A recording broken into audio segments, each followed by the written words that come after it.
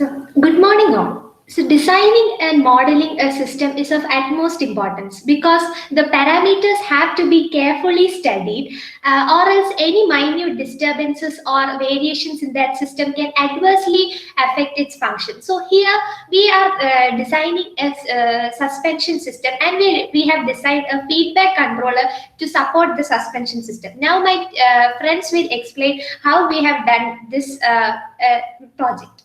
Over to Jayesh. Good morning. I am Jayesh Krishnan and I am here to explain what is suspension. A suspension system in a vehicle is responsible for the comfort of driver and passengers. Its main function is to isolate the vehicle and the passenger from the road shock and vibration, so the passengers will enjoy a comfortable and a plushy ride and provide stability to the vehicle while it is running. The main components of the suspension system are it consists of springs, shock absorbers, torsion bars, etc. A suspension system can be stiff, soft, or moderate. If the suspension is stiff, means higher stability at high speeds but low ride quality, and if it is soft, results in a better ride quality but a reduced high speed stability.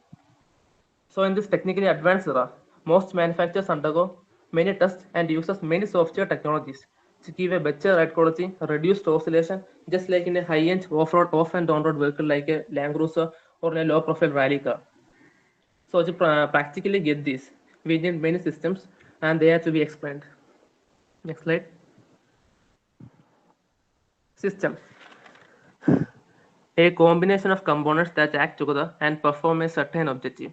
A system is not limited to physical ones, and in our case, it is the total system including the bus and the suspension system. Control. The action to command, direct, or regulate a system. Plant or process. The part or component of a system that is required to be controlled, and in our case, it is the bus. Input. It is the signal or excitation supplied to a control system. And here it is the rod undulation, that is W. Disturb output. It is the actual response obtained from the control system. Disturbance. It is a signal that tends to adversely affect the value of the output of a system. If disturbance is generated within the system, it is called internal, while an external disturbance generated outside is an input. Next slide. Control system. An interconnection of components forming a system and configuration that can command, direct, or regulate itself or another system to provide a desired response. Automation. The control of a process by automatic means. Actuator. It is a device that causes the process to provide the output. It is a device that provides the motive powers the process. Here and in our case, it is the motive or the motive force which adjusts the springs and the spring mass system. Open loop system. It is a control system where control action only depends on the input signal and does not depend on the output response. Closed loop system. It is a control system whereas control action depends on both of its input signal and the output response. It uses a feedback control to get the desired output. And in our case, we use a PID control, that is a control loop, closed loop control system, just to get the desired output. Now I will call upon Anuvind to continue with the rest. Good morning. I'm Anuvind. I'm here to explain out the system modeling. Next slide. Physical setup. The suspension system can be simplified to a one-dimensional multiple spring damper system. A 1x4 model, one of the four wheels, is used to model is for a active suspension system where an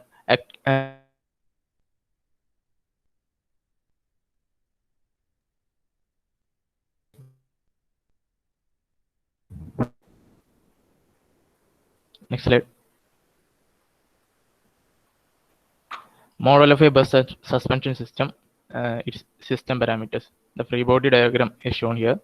Here the M1 1x4 bus body mass, which is about 2500 kg, M2 suspension mass 320 kg, K1 spring constant of suspension system 80,000 Newton per meter, K2 spring constant of the wheel tire, which is 5 lakh Newton per meter, B1 damping constant of the suspension system 350 Ns per meter, and B2 damping constant of a wheel and tire 1520 Ns per meter. U is the control force. Next slide. From the free body diagrams using Newton's law of motion, we can obtain the dynamic equation, and from the transfer function models we can write the equation as given below. The above transfer function can be model using MATLAB using the following code, which is shown below. Just have a look at it. Next slide. Design requirements. The raw disturbance W in the problem will be stimulated by a step input. Since the disturbance x1W is very difficult to measure and the deformation of the tire x2W is negligible, we will use the distance x1, x2 instead of x1W as the output in our problem. Keep it in mind that this is an approximation. This step could represent the bus coming out of a pothole. We want to design a feedback control so that the output x1, x2 has an overshoot less than 5% and a settling time shorter than 5 seconds. For example, when the bus runs about 10 centimeter step, the bus body will oscillate within a range of plus or minus 5 mm and return to a smooth ride within 5 seconds. Next slide. Open loop step response. The open loop response was obtained by executing the following code in the MATLAB. Here we check the open loop response of a system which is a planned alone without controller. Here it is observed that the oscillations are more and the saturation time is correct. Next slide. The observation is large oscillation due to large overshoot and unacceptable long cycling time. Solution: adding a feedback controller into the system to improve the performance. Next I call Hari to continue. Good morning, I am Harikrishnan and I am here to explain the designing of PID controller. Next slide. As we can see, the transfer function for a PID controller is as shown below. Here, Kp is the proportional gain, Ka is the internal gain, and Kd is the derivative gain. The closed loop response of the system was plotted by assuming Kp, Ka, and Kd as shown here. This can be implemented into MATLAB by adding the following code into your M file. From the above transfer function, the road disturbance W2 output was found out and simulated as given here. Next slide. Plotting the closed loop response. The above closed loop transfer function will represent the planned, the disturbance, as well as the controller. The following code was simulated in order to obtain the closed loop response. Next slide. And the observation made here was, from the graph we can see the percent overshoot is 9 mm, which is larger than the required 5 mm, but the settling time is satisfied, that is less than 5 seconds. Next slide. To choose the proper gain that yields reasonable output from the beginning, we add poles and zeros to compromise this issue. Poles and zeros were added after taking the root locus and evaluating it. To find the specific gain, the given code was added and the gain at selected point was obtained as shown here. Next slide. In the closed loop transfer function, controlling the system is simply a matter of turning the Kp, Ki, and Kd gains. These gains are adjusted to meet the percent overshoot and settling time requirements of the system. From the figure, we can see that the system has larger damping than required, but the settling time is very short. Next slide. Hence, we double the values of Kp, Ki, and Kd, and for that the code was modified as given below. Next slide.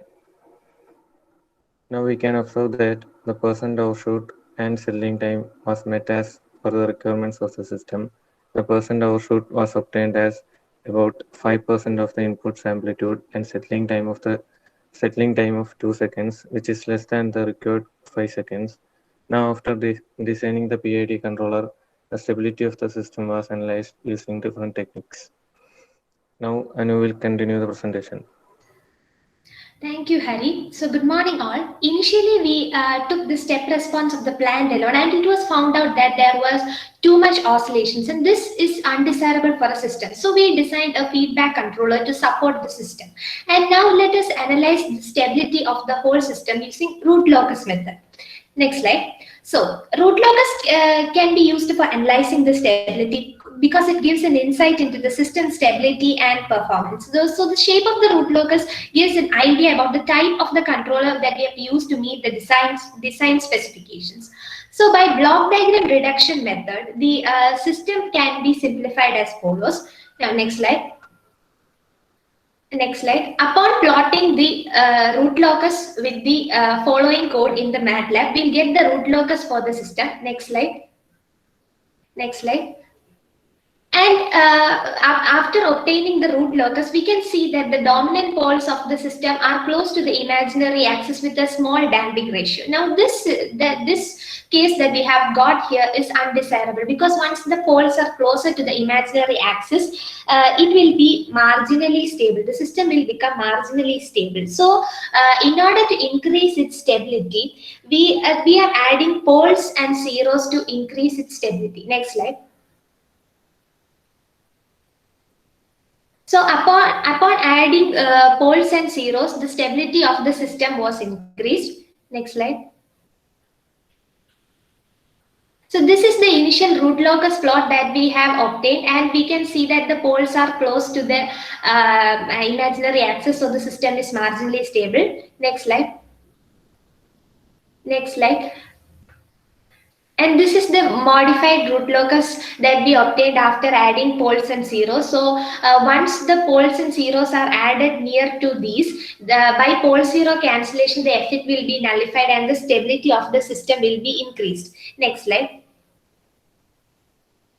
Now, after adding these poles and zeros, we can select the gain at a point at this root locus, and this gain at and the gain was obtained as follows, and this gain was used as the gain of the compensator. Next slide. Then we took the closed loop response of the whole system, and this is what we obtained. So this is a desired output. This response was satisfactory because compared to the initial step response, which had greater oscillations, this was satisfactory. So so this method was efficient. Now I call upon Gregary to continue with the presentation. Thank you, Anu. Now we'll be discussing about how to design the control. 2 to 3 minutes. Hello? You must wind up. Okay. Yeah, another okay, 2 to 3 minutes. Okay, so now we'll be discussing about how to design a controller using frequency response analysis, that is Bode plot. Next slide. Next slide. Yeah. So first we draw the Bode plot of the open loop transfer function, and this is by using the MATLAB command Bode-D1. Next slide. Next slide. Next. So what we observe is the low frequency asymptote of each term is very far away from the 0 decibel line. So what we do is we increase the gain to 1 lakh and make the asymptote close to 0 dB. And after that, the Bode plot is and again drawn. So we can observe the change in Bode plot over here. Next slide. Now what we do is we'll add a lead compensator to obtain a phase margin of 140 degrees. We know that the lead compensator can add a maximum of 90 degrees. So over here we'll use 2 lead compensators, each of which gives 70 degrees in total, each of which gives 70 degrees. So how do we design a lead compensator? For that we have this following equation. Over here, first we need to identify the phase phi, which is 140 degrees, so 70 each. So frequency at which the phase we are adding, we need to add it at 5 rads per second. Now to define alpha, we need to determine alpha. Alpha is the distance between pole and zeros. So sine alpha is equal to 1 by alpha divided by 1 plus alpha. And over here we substitute the values of phi as 70 degrees, and we obtain the value of alpha. Then next step is finding the values of tau and alpha tau, and we obtain that using these formulas. Next slide. And we can then we again plot the Bode plot, that's the frequency response of the system after including 2 lead compensators. And now we can see that the gain margin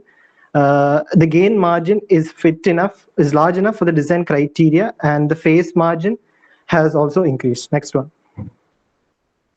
Now we plot the closed loop response, like that is we plot the step response of the system. After plotting the step response, this is what we obtain. Now we try to change from this. We can observe that the settling time is 4 seconds, which is desirable. And what we do is we try to change the gain and check if we get a better response. Next slide. So after increasing the gain, we can see that the overshoot has decreased and the settling time is still less than 5 seconds. That is 4 seconds. Hence, the obtained response is satisfactory as per requirement. Next slide. So now we discuss on how to design the controller using state space analysis. So next slide. For state space analysis, what we do is we write the state space equation, which is given by x dot is equal to ax plus bu and y is equal to cx plus du. Next one. Over here, we use 4 state variables, x1, x1 dot, y1, and y1 dot. And we can define these equations using, we can actually implement this in MATLAB by using the following code. Next slide. To design a PID controller, we actually need an extra state, which is the integral of y1. This is to obtain the zero steady state error. This means that the system will come into equilibrium position quickly after oscillation. And the characteristic polynomial of the closed loop system is the determinant of Si minus A minus B, 1, 0 into K. And by trial and error, we can find the values of K. The MATLAB code is also executed. Next slide. Then by trial and error, we actually find the value of gain K, and this is added in the code. Next one.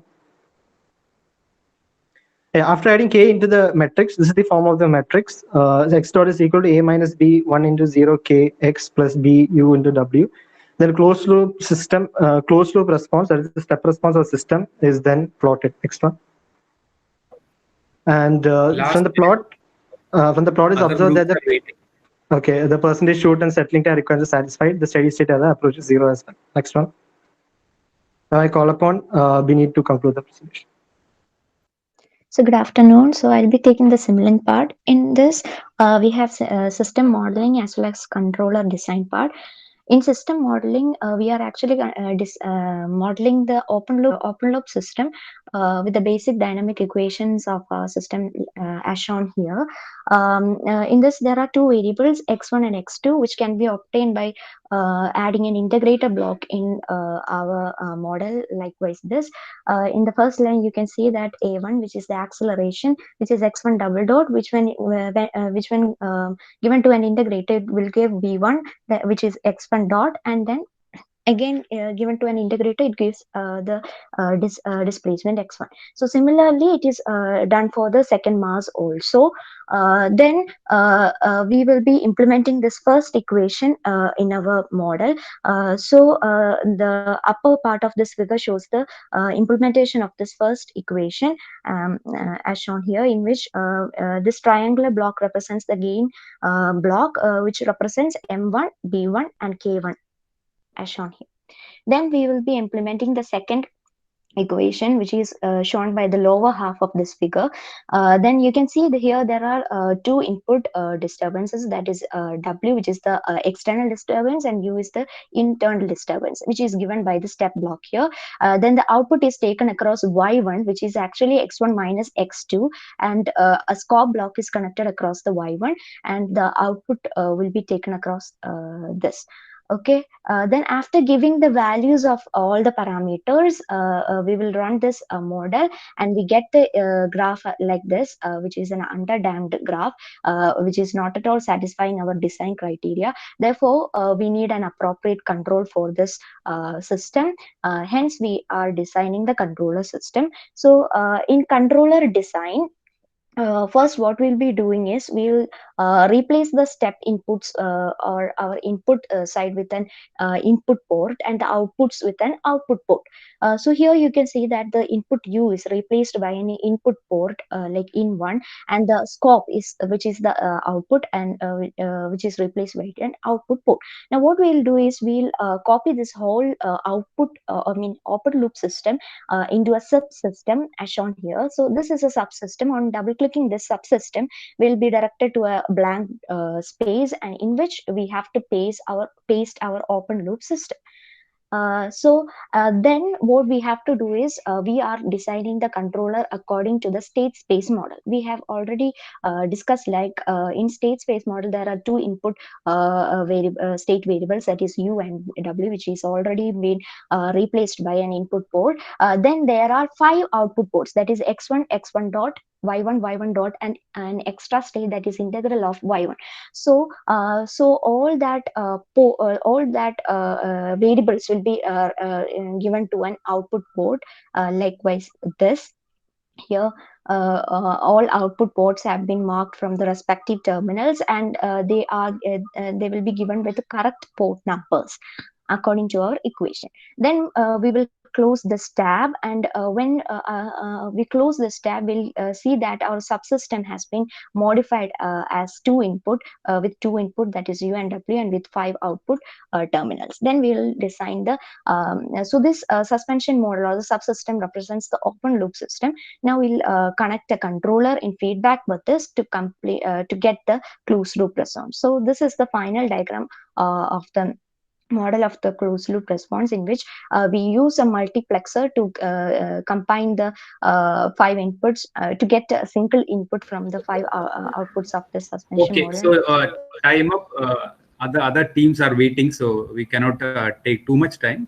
So you have any response to show? So with that, we need to stop this. So any closed loop response? Yeah, this is the closed loop response, and we got settling time is 2 seconds, and overshoot time is less than 5 mm. So that is the desired condition.